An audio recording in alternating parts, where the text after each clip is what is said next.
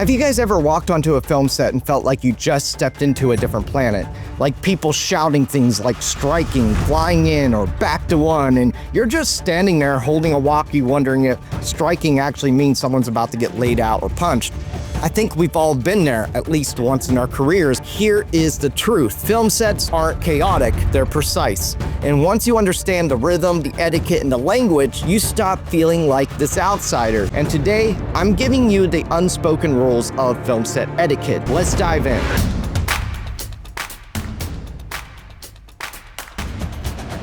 I served in the military, and one thing I learned fast is etiquette matters. You know, the structure, the chain of command, knowing when to speak, when to move, when to shut your pie hole and just observe. Yeah, you see, film sets and the military are weirdly similar.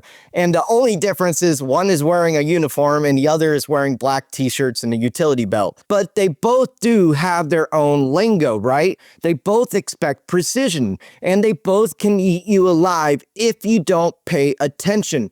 When I was training to deploy overseas, we had to go through training, which one of the training things was getting sprayed with OC spray. If you guys served in the military, you know how bad this is. And if you guys don't know what it is, well, think of pepper spray, but on steroids. And at first, you know, it feels like a refreshing stream hitting your face, but that only lasts for like maybe a second because your eyes literally glue shut and the burning just starts to happen. Before you can go on to the obstacle course, the person that sprayed you makes you pry your eyes open to prove that you can still see.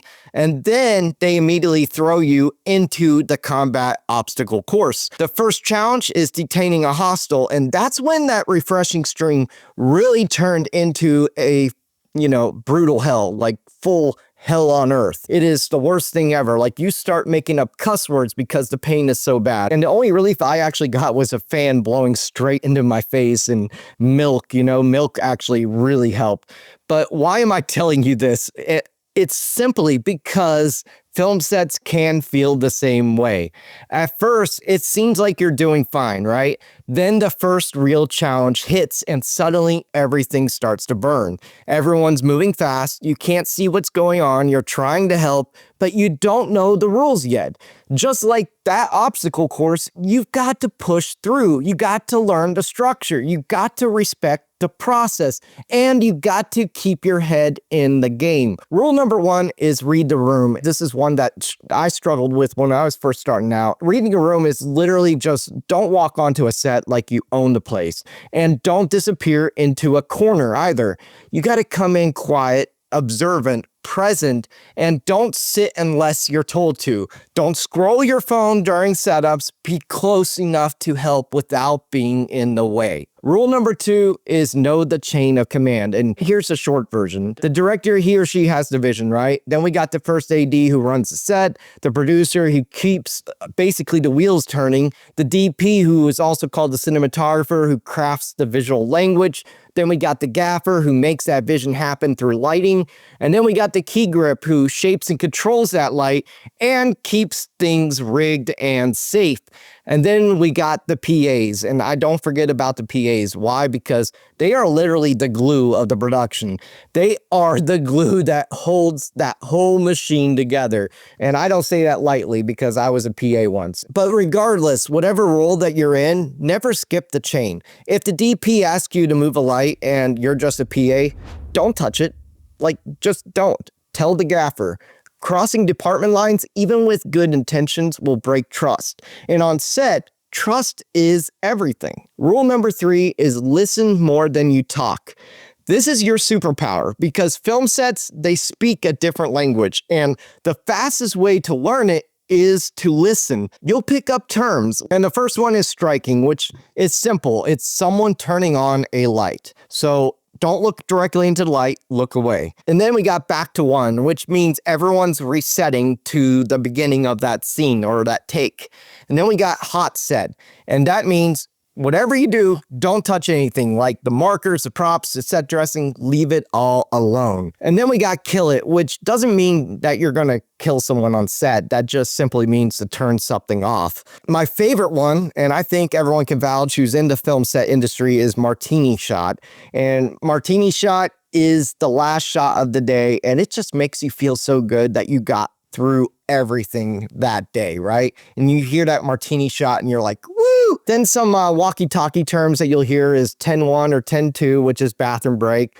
And you'll hear this one a lot on the walkies. It's just standard protocol. And of course, copy that would be another code that you hear on the walkie. You know, it's typical. It just means I heard you, I understood, let's do it, right? If someone calls your name on the walkie, don't be that guy who just says, yeah, or what's up?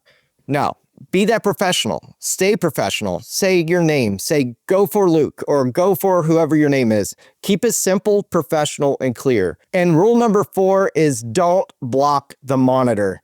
This one's simple, but somehow it just gets missed like literally all the time. If you're standing in front of the director's monitor, you're in the wrong place. Same goes for lights, camera, and gear you don't understand yet. If you don't know what it does, assume it's critical and stay clear of it. Rule number 5 is if you don't know, ask. And I feel like this is the biggest one out of all of them, okay? Because there is literally zero shame in asking for clarity. There is a lot of damage in pretending you know what you're doing. If you don't know what you're doing, ask. You'd rather be that one who asks twice than be that one who cost the production 2 hours, right? So just ask if you don't know. Rule number 6 is take pride in the small stuff. This is another big one because you may not be the director, you may not be like a lead actor who's speaking that day, but regardless, if you're moving cables or running coffee or slating a scene, you're part of something bigger. And when you do the little things with excellence, people will notice. Trust me, they will notice. There is people that I will have them gladly come back to my sets all the time because they're always right there ready to work. And here's the final rule. Stay humble and stay hungry. I don't mean get yourself a peanut butter and jelly sandwich, even though that sounds really good right now. No, I'm meaning stay hungry to learn. Stay humble. Don't get that ego because it's easy to get the ego in this industry. Trust me. I don't care if this is like your first day on set or your 100th set. The best crew members I've literally worked with always show up early, stay late, and treat every single person with respect.